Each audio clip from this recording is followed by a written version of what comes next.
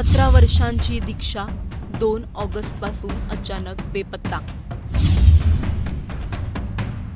2 महिने उलटले तरी दीक्षाची काहीच खबर नाही।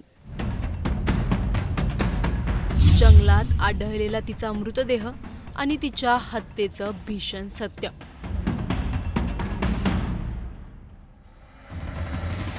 डोक्याला मुंग्या आणणाऱ्या या प्रकरणाचा पोलिसांनी कसा पाठपुरावा केला हे जाणून घेऊयात।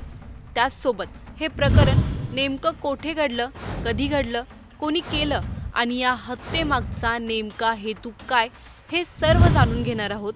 त्यामुळे हा व्हिडिओ शेवटपर्यंत नक्की पहा आणि टाइम्स नाऊ मराठीच्या सर्व माध्यमांना सबस्क्राइब आणि फॉलो करायला विसरू नका। हे प्रकरण आहे सिंधुदुर्गमधील।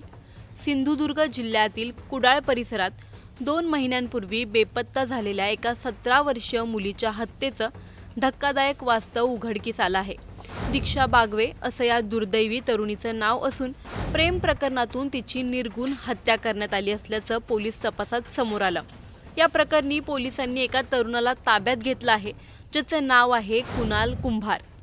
कुडाळमधील धावनवळे गावात राहणारी 17 वर्षांची दीक्षा बागवे 2 ऑगस्टपासून अचानक बेपत्ता झाली होती।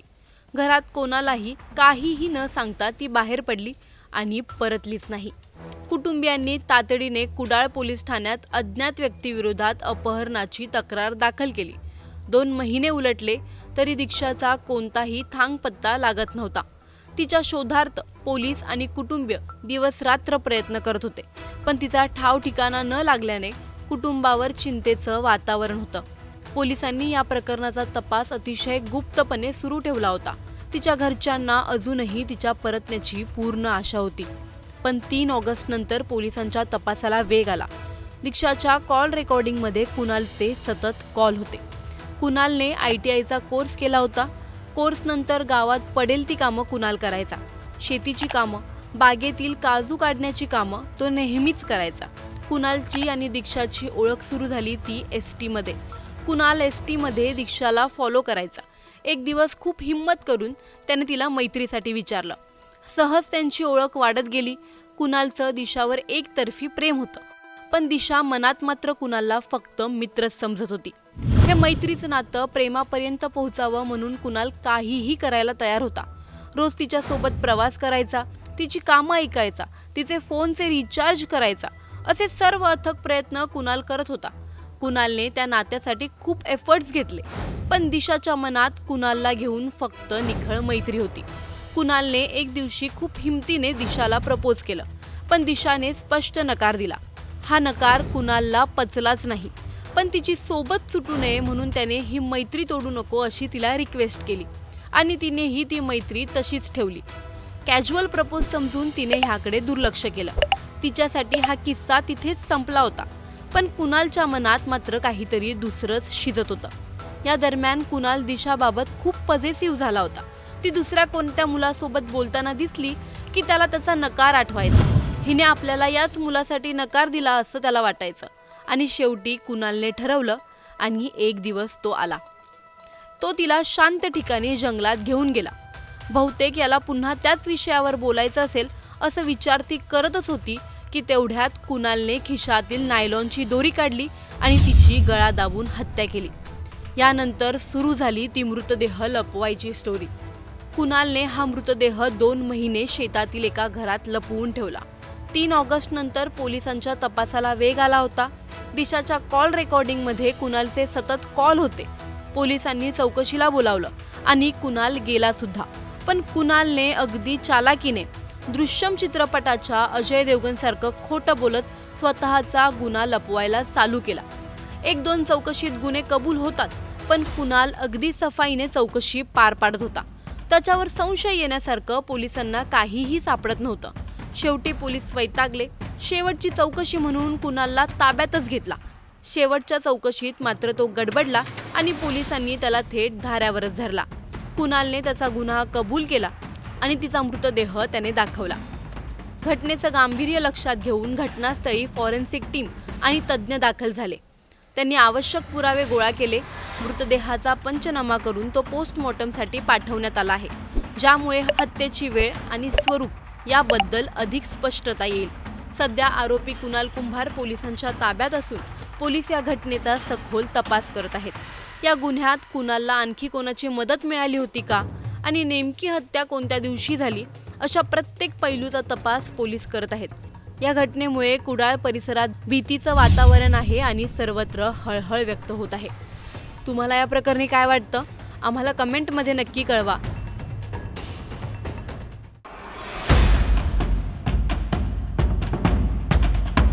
17 वर्षांची दीक्षा 2 ऑगस्टपासून अचानक बेपत्ता। 2 महिने उलटले तरी दीक्षाची काहीच खबर नाही। जंगलात आढळलेला तिचा मृतदेह आणि तिच्या हत्येचं भीषण सत्य।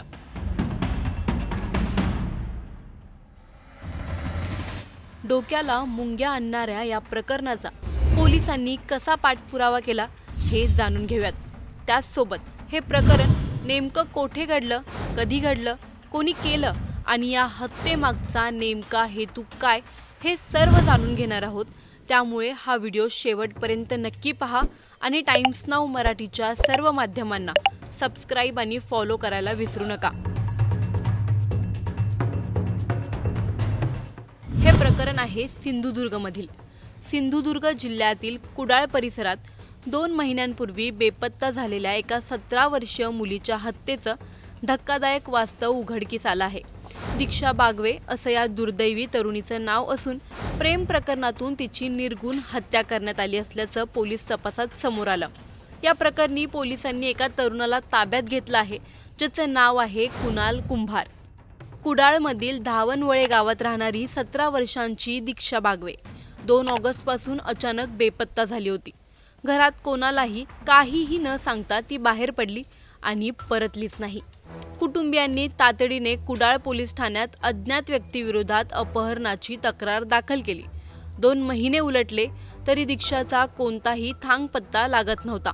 तिच्या शोधार्थ पोलीस आणि कुटुंबीय दिवसरात्र प्रयत्न करत होते, पण तिचा ठाव ठिकाणा न लागल्याने कुटुंबावर चिंतेचं वातावरण होतं। पोलिसांनी या प्रकरणाचा तपास अतिशय गुप्तपणे सुरू ठेवला होता। तिच्या घरच्यांना अजूनही तिच्या परतण्याची पूर्ण आशा होती, पण 3 ऑगस्ट नंतर पोलिसांच्या तपासाला वेग आला। दीक्षाच्या कॉल रेकॉर्डिंगमध्ये कुणालचे सतत कॉल होते। कुणालने ITIचा कोर्स केला होता। कोर्स नंतर गावात पडेल ती कामं कुणाल करायचा। शेतीची कामं, बागेतील काजू काढण्याची कामं तो नेहमीच करायचा। कुणालची आणि दीक्षाची ओळख सुरू झाली ती ST मध्ये। कुणाल ST मध्ये दीक्षाला फॉलो करायचा। एक दिवस खूप हिम्मत करून त्याने तिला मैत्रीसाठी विचारलं। सहज त्यांची ओळख वाढत गेली। कुणालचं दिशावर एकतर्फी प्रेम होतं, पण दिशा मनात मात्र कुणालला फक्त मित्रच समजत होती। हे मैत्रीचं नातं प्रेमापर्यंत पोहोचावं म्हणून कुणाल काहीही करायला तयार होता। रोज तिच्या सोबत प्रवास करायचा, तिची कामं ऐकायचा, तिचे फोनचे रिचार्ज करायचा, असे सर्व अथक प्रयत्न कुणाल करत होता। कुणालने त्या नात्यासाठी खूप एफर्ट्स घेतले, पण दिशाच्या मनात कुणालला घेऊन फक्त निखळ मैत्री होती। कुणालने एक दिवशी खूप हिमतीने दिशाला प्रपोज केलं, पण दिशाने स्पष्ट नकार दिला। हा नकार कुणालला पचलाच नाही, पण तिची सोबत सुटू नये म्हणून त्याने ही मैत्री तोडू नको अशी तिला रिक्वेस्ट केली आणि तिनेही ती मैत्री तशीच ठेवली। कॅज्युअल प्रपोज समजून तिने ह्याकडे दुर्लक्ष केलं। तिच्यासाठी हा किस्सा तिथेच संपला होता, पण कुणालच्या मनात मात्र काहीतरी दुसरंच शिजत होतं। या दरम्यान कुणाल दिशाबाबत खूप पॉझिटिव्ह झाला होता। ती दुसऱ्या कोणत्या मुलासोबत बोलताना दिसली की त्याला त्याचा नकार आठवायचा। हिने आपल्याला याच मुलासाठी नकार दिला असं त्याला वाटायचं आणि शेवटी कुणालने ठरवलं आणि एक दिवस तो आला। तो तिला शांत ठिकाणी जंगलात घेऊन गेला। बहुतेक याला पुन्हा त्याच विषयावर बोलायचं असेल असं विचार ती करतच होती की तेवढ्यात कुणालने खिशातील नायलॉनची दोरी काढली आणि तिची गळा दाबून हत्या केली। यानंतर सुरू झाली ती मृतदेह लपवायची स्टोरी। कुणालने हा मृतदेह 2 महिने शेतातील एका घरात लपवून ठेवला। 3 ऑगस्ट नंतर पोलिसांच्या तपासाला वेग आला होता। दिशाच्या कॉल रेकॉर्डिंगमध्ये कुणालचे सतत कॉल होते। पोलिसांनी चौकशीला बोलावलं आणि कुणाल गेला सुद्धा, पण कुणालने अगदी चालाकीने दृश्यम चित्रपटाच्या अजय देवगण सारखं खोटं बोलत स्वतःचा गुन्हा लपवायला चालू केला। 1-2 चौकशीत गुन्हे कबूल होतात, पण कुणाल अगदी सफाईने चौकशी पार पाडत होता. त्याच्यावर संशय येण्यासारखं पोलिसांना काहीही सापडत नव्हतं. शेवटी पोलीस वैतागले. शेवटची चौकशी म्हणून कुणालला ताब्यातच घेतला. शेवटच्या चौकशीत मात्र तो गडबडला आणि पोलिसांनी त्याला थेट धाऱ्यावरच धरला. कुणालने त्याचा गुन्हा कबूल केला आणि तिचा मृतदेह त्याने दाखवला. घटनेचं गांभीर्य लक्षात घेऊन घटनास्थळी फॉरेन्सिक टीम आणि तज्ज्ञ दाखल झाले. त्यांनी आवश्यक पुरावे गोळा केले. मृतदेहाचा पंचनामा करून तो पोस्टमॉर्टमसाठी पाठवण्यात आला आहे, ज्यामुळे हत्येची वेळ आणि स्वरूप याबद्दल अधिक स्पष्टता येईल. सध्या आरोपी कुणाल कुंभार पोलिसांच्या ताब्यात असून पोलीस या घटनेचा सखोल तपास करत आहेत. या गुन्ह्यात कुणालला आणखी कोणाची मदत मिळाली होती का आणि नेमकी हत्या कोणत्या दिवशी झाली, अशा प्रत्येक पैलूचा तपास पोलीस करत आहेत.